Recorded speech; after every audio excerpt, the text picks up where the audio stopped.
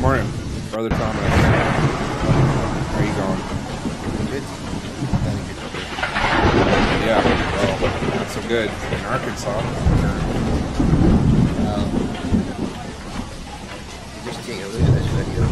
That says it all. I think that. What is that? That doesn't look like hail. Well, they're saying it's supposed to. That's bonkers. And I think there's probably the best scenario for this, or the best explanation, is most likely that with the Nemesis system getting closer, and Nemesis getting nearer to the Earth, the debris tail from Nemesis itself is just smothering the Earth just now, and this is probably coming through the firmament, and this is the outcome here. So all that crap in the ice is like, it's what, like iron oxide mixed with water? Yep, and obviously all the other things that come here, because Nemesis itself is just a ball of flaming burning plasma. So yeah, well, somebody needs to take some of that stuff and to a university and have it get tested or something. Definitely. I mean, that's unreal. That's phenomenal, isn't it? Yeah, I never seen anything like that. No, and suppose nobody else has either. So and we're near the end when crazy stuff like that starts happening. Definitely, yeah. Wow, that's so bad. Yeah, get yourself right with God, America.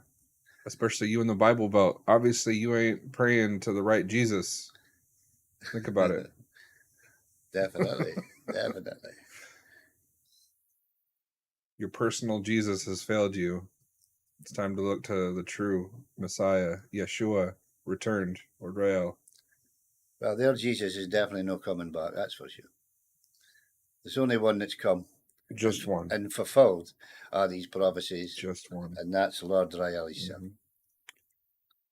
On his head is many crowns.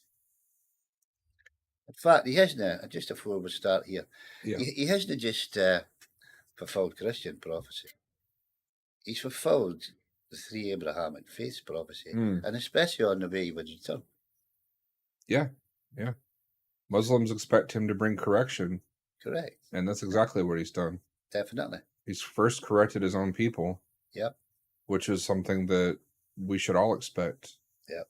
Any good leader corrects their own people first. Yep. Judgment does start in the house of the Lord. Amen to that. So we're seeing Arkansas getting messed up. Definitely. So I know that there's some pretty important news you wanted to discuss today. Yeah, well, I mean, we could see by the news that I'm going to be presenting today that this war, this holy war weekend, the Islamics against the Jews, it's going to be taking place probably with the way that it's just escalating, probably be in a matter of days now. I mean, you'll see the news itself that's being presented. It's just, it's actually broadcasting it to the people. Yeah, days. Matter of days. I mean, and it's not just one country or the other. It's multiple nations. Definitely, because they're all coming together now to go against Israel. Right? These ones that have surrounded Israel, they're all just coming together now, and they're going to flatten it. Yeah, and they're making it pretty clear to the whole world what they're about to do. This was the Defense Minister, Yoav Gallant. He held an assessment this evening on Lebanon with IDF Chief of Staff Lieutenant Herzi Halevi and Head of the Northern Command, Major General Ori Gordon, and the Head of the Israeli Air Force, Major General Tomer Bar. Also participating in the meeting at the Northern Command headquarters in Safed was the head of the Home Front Command, Major General Rafi Milo, and the head of the General Staff Corps, Major General David Zini, among the other officers. Gallant was briefed on the latest developments in the fight against Hezbollah. His office says The Defence Ministry, says Gallant, gave a special emphasis to the Hezbollah drone threat and the ways Israel can improve in counteracting it. He also told the generals to be fully prepared for all possibilities. We are compelling the ground and air readiness, strengthening the intelligence systems, and preparing for any possibility, Gallant is quoted as saying in the ministry's statement. We have an obligation to change the situation in the north and return the citizens safely to their homes, and we will find the way to do this action, he says, referring to the tens of thousands of displaced Israelis by Hezbollah's attacks. Arivi tells Gallant in the meeting that the military is very determined, ready today at a very high level of readiness and prepared to make the right decisions. That's really not something that they can guarantee, being able to return people to their homes in the north, especially seeing as the fact that Hezbollah has shown only a fraction of their readiness. See, these leaders, though, Clark, they're just giving it kind of false promises. They know that that's not going to happen. But they have to say something like that, obviously, just to give the Israelis their hope.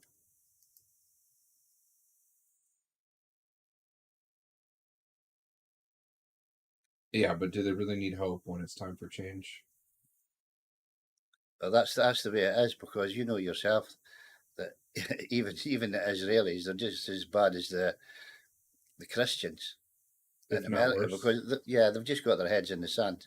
Well, when we were there, we faced a lot of persecution just for preaching a message that Messiah was back, you know. Yeah, that he's back, but the message is no different than what Yeshua was teaching 2,000 years ago. That's right. They treated him poorly back then. They treated his disciples poorly back then, and they do so today.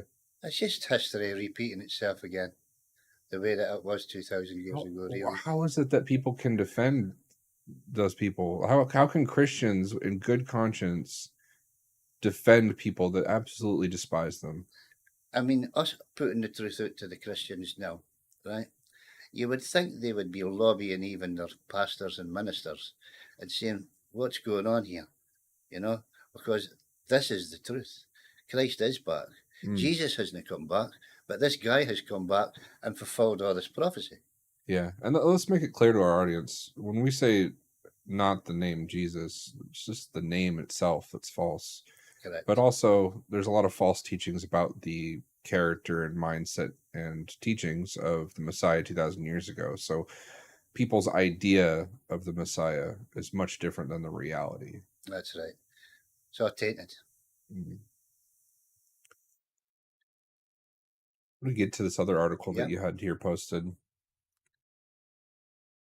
Hezbollah leader Tarsala is right in speaking, and he claims that Hezbollah has intelligence that Israel is actively planning to bomb Lebanese airports from Cyprus. He further adds that if this happens, the Mediterranean Sea will be turned to hell for Israel and its allies. Well, I mean, I read an article yesterday as well that I think it was either one or two Cypriot ships had been bombed and sunk. So that's not just a threat now, you know. Yeah, and then it's actions. You've got the U.S. Aircraft carrier Gerald Ford on its way, accompanied by an entire fleet on its way to Haifa port in northern Israel. Right. U.S. aircraft carrier General R. Ford, accompanying its fleet, has immediately set course for the Haifa port of northern Israel. Well, if they're going there for a defense means, that's for sure. Yeah, and quite possibly attack. Yeah. They know what's coming. They know that Israel's a way to get attacked. Just the other day, we were seeing drone footage from Hezbollah observing the Haifa port, and you could see that they had warships mobilized already at that port. Yeah. and That's right. it's not just military port; it's a civilian port, and it's completely cleared out of all civilian ships. Yeah, that's true. It's pretty serious. Yep, it's And all coming to a head. That's yeah, for sure. and this is a part of prophecy too, because Yeah, we're excuse me. talking about Ezekiel 38, 39. We talked Yeah, about that last week. yeah. Um, And if you would like to tell the viewers, we're going to be talking more on this tomorrow. oh yeah, yeah. Okay, so tomorrow at 11, we're gonna have a special guest, Cardinal Adam Wema, and yourself, Yeah, Cardinal Thomas Cavin, will be with me here. We'll talk. We're talking about our experiences in Israel. We may even have some guests on remotely too if they choose to join us. But we're going to bear witness about the message that we brought to the Zionist state of Israel, to the great synagogue of yeah. Jerusalem, and everyone in between. Rabbi Glazerson as well. Yeah, well, I don't even like saying that name, but I guess we could get into that. Yep, It's important people know the history of what happened definitely. and the Yep, result of what happened shortly thereafter as a confirmation of the validity of that message. God showed his hand yep. and Israel burned for almost a half a year. Prophetic, I would say. Yeah. As anyway, Ezekiel 38, 39. These chapters describe a future invasion of Israel by a coalition of nations. The escalating conflict between Israel and Hezbollah can be seen as a precursor to larger alliances and battles describing in these passages. Matthew 24, 6-7. Yeshua speaks of wars and rumours of wars as signs of the end times. The current situation in the Middle East, with its potential for a larger regional war involving multiple nations, fits this description. Revelation 16:16. The gathering of nations for the Battle of Armageddon is another key event in end times prophecy. The increasing military preparations and rhetoric from these both sides could be viewed as steps towards such a large scale conflict. And that is pretty much what is happening. It's not just can you Yeah, doing it. that's right. Yeah. But it's actually in motion. It is. Yeah, And of course these aren't direct quotes from those scriptures. These are just summaries of those scriptures. yeah, So in light of current events, we have to look at the prophetic perspective, with the increased military activity, Israel's preparation, all out war is right at everyone's doorstep, not just in Israel, but the whole world. And the focal point is in Israel prophetically. So all these signs with prophetic imagery, they bring to mind all this intense conflict in the region that we're showing you on these news reports. Hezbollah's threats, the regional instability, and Israel's response to those threats being just completely instigating all out war with everyone in the region. that's right. So we have Iran's potential involvement. Of course, we have Hezbollah with Lebanon, but there's many other nations that could get involved. Yemenis and everything. Everything's Yeah, just coming together. Egypt, Yeah, Jordan's not saying a word, but they're probably going to they get soon will. involved. That's Yeah. for sure. Oh yeah. Yeah, Especially seeing as how they're in some capacity they're the acceptable caretakers of the Holy Land to all the surrounding it's bringing the nations. whole Middle East in. It's just winding everyone in for this, Mhm. for this Battle of Armageddon. This, So they're all on the brink of fulfilling these prophecies that you'd yeah, mentioned there. yeah, That's really important, for perspective of end times prophecy, because this escalating conflict between Israel and Hezbollah is a very significant development. yeah. Um, not just the military strategies and preparations, but the threats being very real. See, that's how close we are because we know that the day of the Lord, right, comes when this Battle of Armageddon is in motion. And we just seen there at the beginning of the program, right, how close the nemesis system must be, right? When you're seeing hail that's that colour smacking on the earth. Yeah, Now it's you can't really put that to words how crazy but that it's is. I mean, the day of the Lord and the Battle of Armageddon are coincides together. And Nothing, that's how close we really are. and nothing like all of these events has ever been seen in the world. Yeah. This is all new. Yep. This was the big plan for this time. And it's coming to fruition now. The end. The end is just around the corner. Yeah, it is. And it's pretty much right here. Yeah. And people have very little time to act. Correct. So, I mean, if I was some of these Christians, Clark, to be honest with you, the link's always in at the end of the show. It's always kind of onward posts and things like that for the Return of Christ book. Right?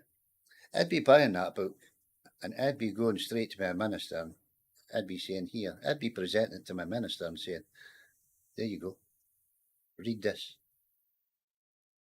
yeah, even going through each chapter. That's the only way that any of these ministers are going to come to the truth, right? Because we've said it before, all they're interested in is money.